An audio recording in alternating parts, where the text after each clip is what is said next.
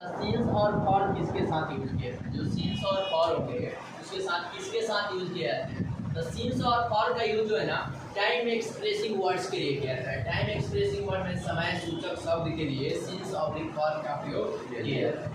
Since और for का प्रयोग टाइम एक्सप्रेसिंग समय सूचक शब्द के लिए और कौन से टेंस में? प्रेजेंट परफेक्ट कंटीन्यूअस टेंस और पास्ट परफेक्ट कंटीन्यूअस टेंस में। मतलब से के अर्थ में जब समय सूचक शब्द रहता है टाइम एक्सप्रेसिव वर्ड उसके लिए सिंस या फॉर का यूज किया जाता है। एक प्रेजेंट परफेक्ट कंटीन्यूअस, दूसरा पास्ट परफेक्ट कंटीन्यूअस टेंस में। Past perfect continuous time expressing words in present perfect continuous tense और पास्ट परफेक्ट कंटीन्यूअस। मतलब प्रेजेंट परफेक्ट का पहचान जो होता है हैड, हैज, बीन बिफोर होगा, उसके बाद सिंस फॉर लग सकता है और नहीं तो हैड बीन बिफोर होगा पास्ट परफेक्ट कंटीन्यूअस का, या तो हैव हैज बीन बिफोर और नहीं तो हैड बीन बिफोर होगा, उसके साथ भी सिंस फॉर का प्रयोग किए जाते हैं। अब सिंस फॉर का मीनिंग मतलब सिंस किसके साथ होता है? जब फिक्स टाइम होता है, फिक्स समय, कोई फिक्स निश्चित समय होता है, इसी को पॉइंट ऑफ टाइम के नाम से भी जाने जाते हैं, उसके साथ किसका प्रयोग किया जाता है? सिंस का प्रयोग किया जाता है। या कब से, हिंदी में खोजना है तो कब से, जैसे मैं सुबह से पढ़ रहा हूँ, कब से पढ़ रहा हूँ? सुबह से। या वो 10 बजे से पढ़िए, से कब से, कब से के अर्थ में सिंस का प्रयोग किया जाता है। नहीं तो फिक्स टाइम मतलब निश्चित समय या इसी को पॉइंट ऑफ टाइम, उसके लिए भी सिंस का प्रयोग अन्यथा कब। जैसे कुछ एग्जाम्पल है, सुबह से, शाम से, जनवरी से, सोमवार से, 10 बजे से, 2010 से, बचपन से, 5 बजे से, 8 बजे से। सोमवार है तो मंगलवार भी हो सकता है, जनवरी है तो फरवरी भी हो सकता है, मार्च भी हो सकता है। मतलब फिक्स टाइम होगा कैसा? सिंस। और फिक्स टाइम के साथ सिंस, और जैसे और नॉट फिक्स होगा उसके साथ और का प्रयोग। सिंस वाले के बाद Ram has been living in Patna dash childhood. अब जो है इंग्लिश में दिया हुआ हैज बीन बिफोर दिया, हैज बीन बिफोर, इसके साथ सिंस ना तो फॉर। अब देखेंगे हमारा लास्ट वाला जो टाइम एक्सप्रेसिंग वर्ड। अब चाइल्डहुड है, अब बताओ चाइल्डहुड सिंस वाले कैटेगरी में आता है ना? जी सर। चाइल्डहुड किसके कैटेगरी में? सिंस वाले कैटेगरी में। तो इसीलिए इसके साथ किसका प्रयोग किया जाएगा? सिंस का प्रयोग किया जाएगा। और यहाँ हैव हैज बीन बिफोर है, या तो सिंस नहीं तो सिंस नहीं तो। दूसरा एग्जांपल है Rohit has been playing, Rohit dash morning. अब बताओ हैज बीन बिफोर है, इसके साथ अब सिंस ना था फॉर। अब लास्ट वाला देखेंगे, अब मॉर्निंग सुबह से, अब सुबह के साथ क्या रहेगा? सिंस रहेगा ना। तो यहाँ पे भी किसका प्रयोग किया जाएगा? सिंस का प्रयोग किया जाएगा। मतलब फिक्स टाइम होगा सिंस, अब वही उधर फॉर की बात मतलब नॉट फिक्स होगा, अनिश्चित होगा या अवधि होगा, पीरियड ऑफ टाइम, उसके लिए भी किसका प्रयोग किया जाता है? पीरियड ऑफ टाइम के साथ फॉर का प्रयोग। जैसे कितने, या दूसरे शब्द हिंदी में खोजना हो कितने समय से, जैसे मैं 5 दिनों से पढ़ रहा हूँ, 10 दिनों से, वह 10 दिनों से खेल रही है, वह कई वर्षों से वहाँ रह रहा है, मतलब अनिश्चित समय होगा, नॉट फिक्स होगा, उसके साथ किसका फॉर? फिक्स तसीस, नॉट फिक्स का फॉर। जैसे एग्जांपल जैसे कुछ होता है कई दिनों रहता है, कई दिनों से हिंदी में रहता है, कई वर्षों से रहता है, 5 दिनों से, 10 दिनों से, 20 दिनों से, कई घंटों से, इसके साथ किसका प्रयोग किया है? फॉर, मतलब अनिश्चित के साथ। जैसे एग्जांपल है We have been watching, अब have been डिटरमाइन कर दिया सिंस ना था फॉर। और लास्ट वाला टाइम एक्सप्रेसिंग वर्ड देख लेंगे, देख लें यहाँ पे मेनी आवर्स है, कई घंटों। अब अनिश्चित है ना, नॉट फिक्स है, और मेनी आवर्स को देखकर हम डिटरमाइन कर रहे हैं, इसके साथ किसका प्रयोग किया? फॉर का प्रयोग। फिर इसमें है Ram has been pulling the rickshaw, अब हैज बीन बिफोर है, फिर डिटरमाइन कर दिया से सिंस ना था फॉर, सिंस नहीं तो। अब लास्ट वाला देखिए टाइम एक्सप्रेसिव, अब 5 दिनों से, नॉट फिक्स है, और जब 5 दिन होता है इसके साथ किसका प्रयोग किया जाएगा? फॉर का प्रयोग किया जाएगा। She has been living in Mumbai, वह अब has been बिफोर है, फिर इसमें और उसके बाद यहाँ पे लास्ट वाला टाइम एक्सप्रेसिव 2010 है। अब बताओ 2010 टाइम फिक्स है कि नॉट फिक्स है? टाइम फिक्स है, तो इसके साथ किसका प्रयोग किया जाएगा? सिंस का। फिर है next question, Madhu has been teaching English dash 10 o'clock। अब हैज बीन बिफोर डिटरमाइन कर दिया, हैड बीन भी रहता तब भी क्या लगता? सिंस ना था हैड बीन भी रहता, यहाँ हैज के जगह यहाँ हैड भी कर दिया जाए, यहाँ भी हैज के जगह हैड कर दिया जाए तब भी क्या रहेगा, सिंस ना का मतलब प्रेजेंट परफेक्ट कंटीन्यूअस नहीं तो पास्ट परफेक्ट कंटीन्यूअस दोनों में रख सकता है। और Madhu had been teaching, had been भी तभी रहेगा इंग्लिश दैट्स 10 o'clock। अब बताओ 10 बजे से है, अब 10 बजे से साथ सिंस की फॉर सिंस के साथ सिंस का प्रयोग मतलब फिक्स द सिंस और not fix the sins the fix और नॉट फिक्स। फ्रॉम और सिंस की फ्रॉम और टू की बात इसमें फ्रॉम किसके साथ है, देखिए पहले फ्रॉम देख लेंगे फ्रॉम का यूज कहाँ किया है। तो प्रेजेंट परफेक्ट कंटीन्यूअस और पास्ट परफेक्ट कंटीन्यूअस टेंस में सिंस और फॉर का यूज किया जाता है, लेकिन सिंस के जगह फ्रॉम का प्रयोग किया जाता है future perfect continuous tense. Future perfect continuous tense होगा मतलब shall will have been before रहेगा तो ये फ्यूचर परफेक्ट है। इसके साथ सिंस का प्रयोग नहीं किया जाएगा, इसकी जगह फ्रॉम का प्रयोग किया जाएगा। सिंस की जगह वही क्या, सिंस की जगह फ्रॉम। तो आप सिंस फिक्स टाइम के लिए प्रयोग करते थे, टाइम एक्सप्रेसिंग वर्ड है, जब फिक्स समय था तो इस टेंस में shall will have been before आ गया तो इसके साथ किसका प्रयोग करेंगे, फ्रॉम का प्रयोग। सिंस की जगह फ्रॉम। अगर टाइम फिक्स रहेगा, पॉइंट ऑफ टाइम रहेगा या कब से रहेगा तो उसके साथ किसका प्रयोग किया है, फ्रॉम का। सिंस की जगह फ्रॉम का। समझे पहला Raman will have been pulling, अब will have been है फ्यूचर परफेक्ट कंटीन्यूअस टेंस वाला है ना।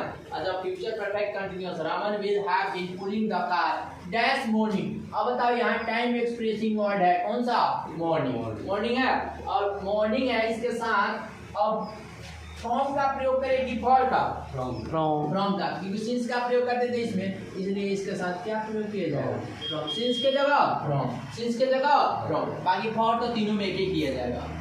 फिर फ्रॉम का प्रयोग सेपरेशन के लिए, अलगाव के लिए किया जाता है, मतलब अलगाव एक दूसरे से अलग होना उसके लिए किसका प्रयोग किया जाता है, फ्रॉम का। वही सेपरेशन के लिए फ्रॉम का प्रयोग दूसरा सेपरेशन के लिए भी किया जाता है। जैसे she has come dash Mumbai, वह आई है कहाँ से, मुंबई से के अर्थ में अलगाव के लिए किसका भी प्रयोग किया जाता है, फ्रॉम का। मतलब वह मुंबई से आई है मतलब अलगाव हुआ है, दूसरे का डिफरेंस हुआ ना, इसके लिए भी किसका प्रयोग किया जाता है, फ्रॉम का।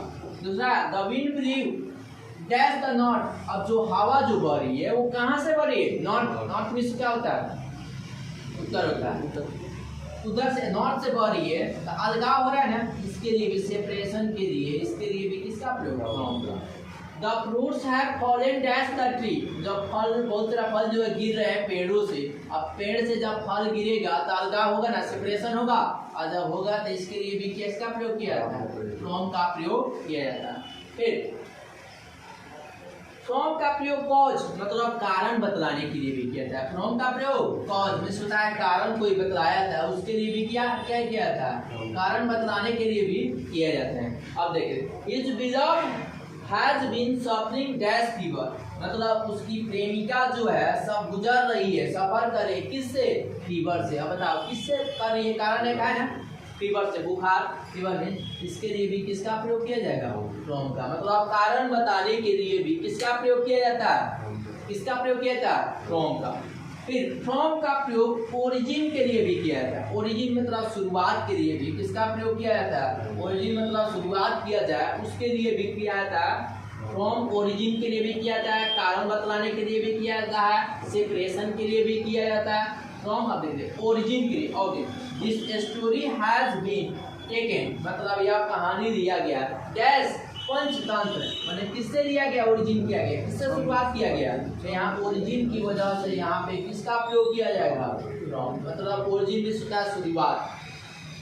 फ्रॉम का प्रयोग one things to another things में, मतलब एक वस्तु से दूसरी थिंग्स जब बनाया जाता है ना, कन्वर्ट किया जाता है तो उसके लिए भी किसका प्रयोग किया जाता है, एक वस्तु से जब दूसरे वस्तु में कन्वर्ट बनाया जाता है तो उसके लिए भी फ्रॉम का प्रयोग किया जाता है। जैसे curd is made dash milk, अब दूध से दही का बनना, बताओ एक वस्तु से दूसरे वस्तु में कन्वर्ट किया, किसे, मिल्क से किसमें कन्वर्ट हो गया, दही से, मतलब curd is made from milk, curd is made from milk.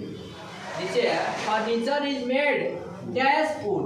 अब जो फर्नीचर जो बनते हैं किससे बनते हैं? लकड़ी से। अब लकड़ी से बनाता है एक वस्तु से दूसरी वस्तु बना फर्नीचर, अब बनाता है एक वस्तु से दूसरे वस्तु के लिए बनाने के लिए भी क्या किया जाता है?